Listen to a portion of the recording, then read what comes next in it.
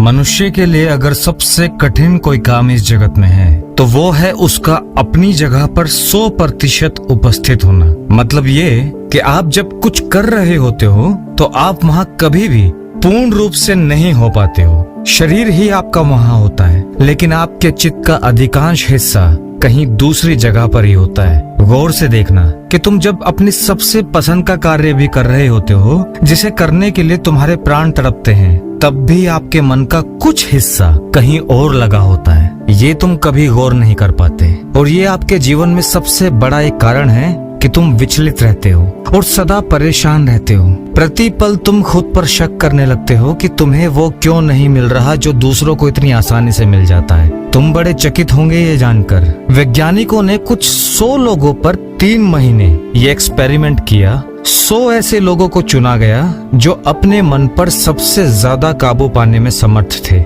उन्हें 3 महीने तक एक ऐसी जगह पर रखा गया जहां 24 घंटे उनके ऊपर यंत्रों की निगरानी थी। उन्हें उन 3 महीनों में हर वो चीज दी गई जिसकी इच्छा वो अपने जीवन में पाने की सबसे ज्यादा जरूरत समझते थे। हर वो खाना उन्हें दिया गया जिसे खाकर वो सबसे ज्यादा तृप्त महसूस कर सकते थे। हर साजो सामान, खेल कूद की चीजें जो वो गहरी से गहरी चाहते थे, वो पूरी की गई। मतलब कि उनकी कोई भी इच्छा, तुम आश्चर्यचकित होंगे ये जानकर कि उन 3 महीनों में एक भी व्यक्ति ऐसा नहीं मिला जो उन 3 महीनों में एक भी दिन 100 के 100% वही हो जहां वो था। जिस चीज को वो कर रहा था उसको करने में भी उसका मन सब कुछ काबू करने के बाद भी कहीं और था।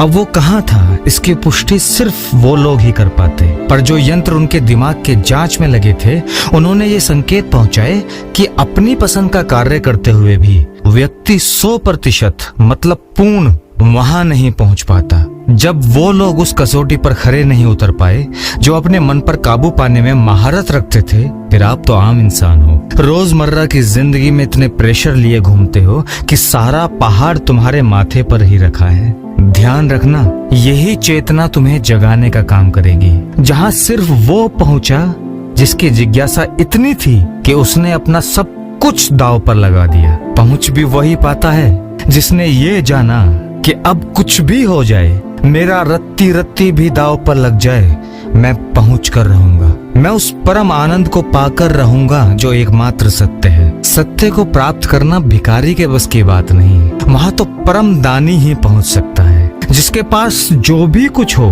वो सब कुछ दांव पर लगा दे। तुम्हारी चेतना में जब ये बोध निरंतर बजने लगे कि मैं हूं ही नहीं, मेरा कुछ है ही नहीं, तब तुम्हें वो मार्ग मिलेगा जहां से तुम्हारी मंजिल का द्वार तुम खोज पाओगे। तुम जिस भी उम्र में हो, बस एक बार वहीं ठहर कर उस पूरी उम्र को कुछ घंटे के लिए टटोलना। कुछ ही घंटों में तुम टटोल लोगे। देखना कि अब तक तुम क्यों जिए।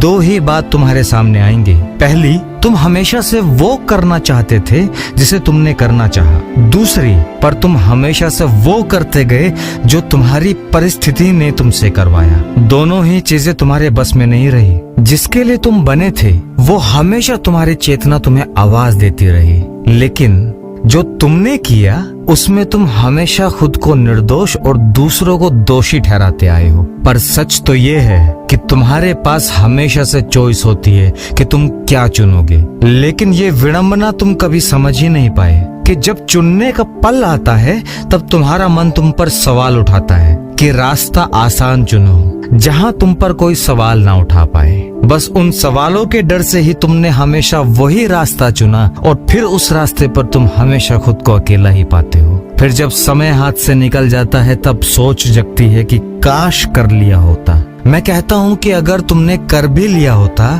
तब भी तुम समझ नहीं पाते कि जो तुम पा चुके हो ये तो तुमने चाहा ही नहीं था, कुछ और ही तुम्हारी खोज थी। फिर वो असली मंजिल कौन सी है जहाँ तुम्हारा चित्त, तुम्हारा मन तुम्हें जकड़ ना पाए। वहाँ तुम्हें पहुँचना है। वहाँ तुम्हारे सारे सवालों का जवाब मिलेगा। तुम्हारे जन्मों जन्मों के उत्तर तुम्हें वहाँ मिलेंगे। वहाँ समय भी रुक जाएगा और तुम भी। फिर आराम से बैठकर गुफ्तगू होगी। फिर तुम परमात्मा में विलीन हो जाओगे और परमात्मा तुम में। फिर जो प्रीत कराए वही प्रियतम हो जाए। मैं सभी प्रिय आत्माओं को प्रणाम करता हूँ। कृपया मेरा प्रणाम स्वीकार कीजिए।